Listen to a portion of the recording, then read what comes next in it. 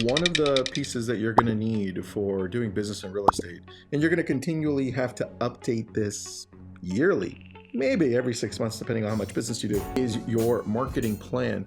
And I've outlined 8 components to this. So this is what I named it: what every real estate agent marketing handout. So these are the 8 things. You're going to write them down. If you need this document, I have it. I can send it over to you. I created this for our team because we're always making sure that we stay on point as we change things.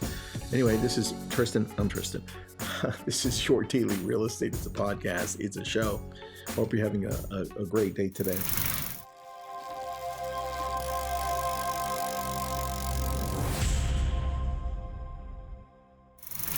Number 1 out of 8, how you will prepare the property. So when we're looking at this, I've got this outlined, meaning what are we looking at when it comes to preparing the property? Property condition and presentation assessment, recommended repairs and improvements.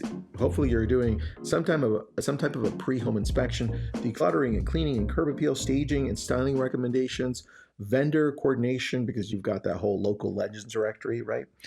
Photography readiness checklist, check, even though sometimes they don't follow it, and seller preparation timeline. If you've got the time, I know sometimes we just jump in there and it's like, we need to put it on the market now.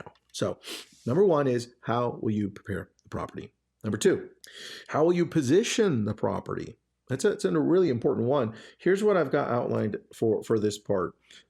We need to differentiate the property's strongest features. How do these stand out versus everything else we're going up against?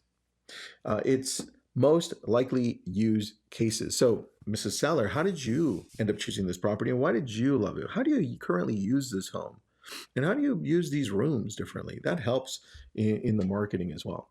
The competitive listing set. So what does this look like all across? Put all the current listings that are competing against each other, and now let's see what their features are, what the best features are, and try to differentiate yours more so it stands out. Features buyers can't easily find elsewhere. Those are important to highlight. Now, potential buyer objections. I love this one because when I go through the property, I go through with my seller and I say, well, let's take a look at the whole home before I go through it. What's one thing, if you stayed with this home, Joe, what would you add to it? What would you change? And I start there because I get them thinking, well, I've always wanted to fix this. I've always wanted to add that. Great. That's going to be a possible objection for a buyer coming through. And there's a whole bunch more on this list, but if you need it, let me know. Number 3, price and time, the launch. So this is what it should include, some of what it should include. Recently sold comparable properties, of course, current active and pending competition, very important to see what's out there, expired, withdrawn, and price reduced listings. I think sometimes we forget this piece because we can use this to help the seller understand the reality of the current market. Listen, Joanne, this one expired. It was on the market for 6 months, and you can see the price they started at, they reduced, and they just never got down to it. So it was a massive waste of time, right? So canceled, same thing. Withdrawn, same thing.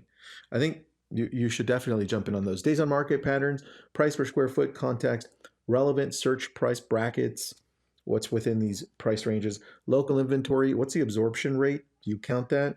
How many months is it taking to sell a home in the area, right? Recommended launch price. I think sometimes we shy away with this is the price we recommend, right? I would say they're hiring you to recommend a price. There's Zillow, but listen, we've got a lot more details than Zillow because every area is so custom. Use that knowledge. Alternative pricing scenarios and their trade-offs. Let's take a look at these. Launch date and offer review strategy. Listen, if we're going to launch this day, this is what it looks like building up to it. But if we're on a time crunch, this is what we can do, putting our best foot forward with the time that we have. And predetermined review and adjustment points, meaning how often are we going to take a look at this to see if we're doing well as far as pricing, how many people have visited it. Should we lower the price after a certain point? Be careful with that and make sure you're having those conversations. Number 4, produce the media package. Might be the most important one for the sellers. There's a lot here, so I'm not going to go over it because we've been over this before, but here are some things, and some things here are a no-brainer.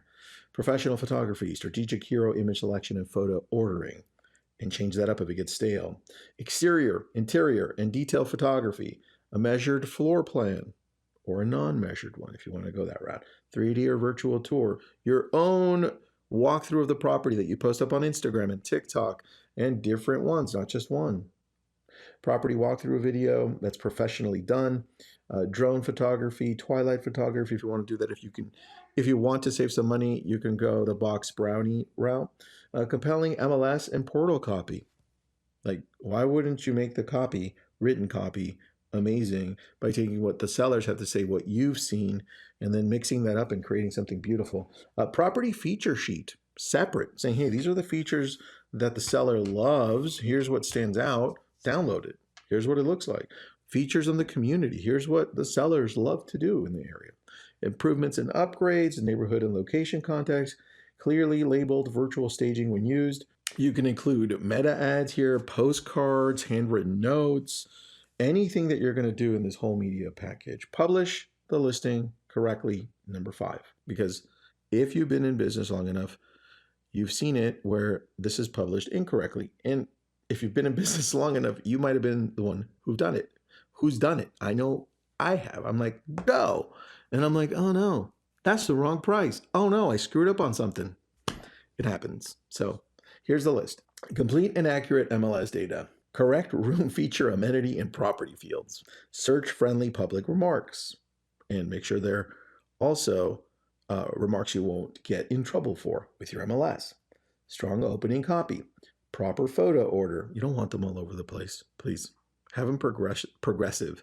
Not front of the house, next picture's a bathroom, next picture's the swimming pool, next picture's the kitchen, next picture is the outside again. No, that's not how we see pictures. Don't do that. Accurate map and location information, showing instructions, open house information, portal syndication, brokerage and agent website placement, very important. Mobile-friendly property page and single property website, clear call to action or clear calls to action for showings and questions. You get a listing, you know people are going to come and ask you, how do I show this? And there's no place to do it, no place to contact you. People are going to blow you up and be like, how do I show this? Right? Easy access to permitted property documents. Have those ready to go. There's plenty more there, but that's what I've got. Number 6, promote through a coordinated launch. There's a lot to this one. I would use our pre-marketing sheet, but you've got a pre-launch process, you've got a launch day process, and then first 72 hours, and you've got that launch weekend. It's a whole process for each. And I think it's so important the first few days of this going live, that if you do this right, most of the homes that you have should be selling because you've paid attention to the details, including pricing. They should be selling in the first, or you should be getting an offer, at least one, in the first 14 days.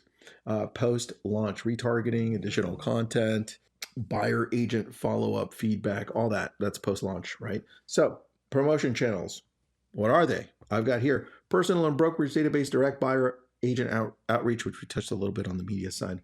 Local agent network, email campaigns, organic social media, paid social media, neighborhood outreach, relocation networks, luxury or international distribution, local media and community publications, property-specific videos and content campaigns, and one that's sometimes forgotten is the seller. They've got a place of work. They've got a church that they attend. They've got their own community. Give them the right graphics and information so they can blast it on there as well. Number 7, convert attention into showings and offers. Here's what it looks like. Simple showing access. Please don't make it complicated. Fast response to buyer and agent inquiries. Listen, if you're going to be out there showing property and you can't respond quickly, assign it to somebody else. You're doing a disservice to your sellers if people can't get back to these agents that want to show property quickly.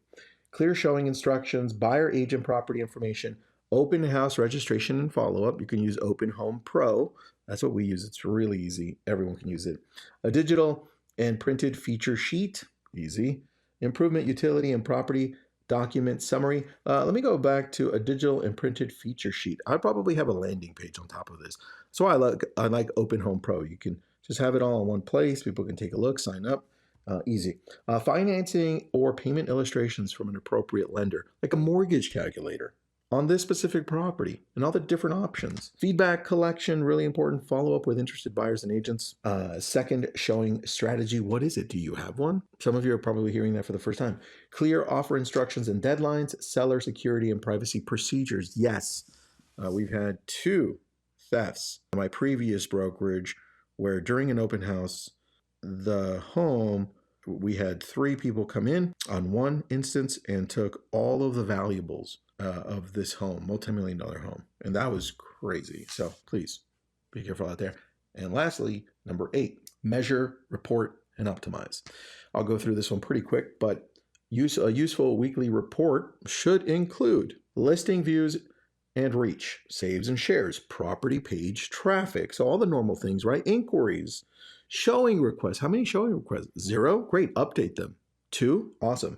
Completed showing, second showing activity. That's important. Open house attendance, buyer and agent feedback, offers or expression of interest, new competing listings, and expired listings that were your competition and now they're no longer there. Or did they cancel? What happened? Competing price reductions, very important. Pending and closed comparables and recommended next actions. What do we do next? Anyway, hope this helps. I know it helps us, and see if you can implement some of this. And remember, this is just the marketing arm. This is probably the most important one that you should expand on. It can be all on one page, and then you can explain some of this. Like we have it all in one page. And anytime I touch on one, and then I explain it verbally because we've memorized this. Anyway, if you need this, let me know. Follow us here, subscribe, send this to somebody who you think may need this. Have an awesome day.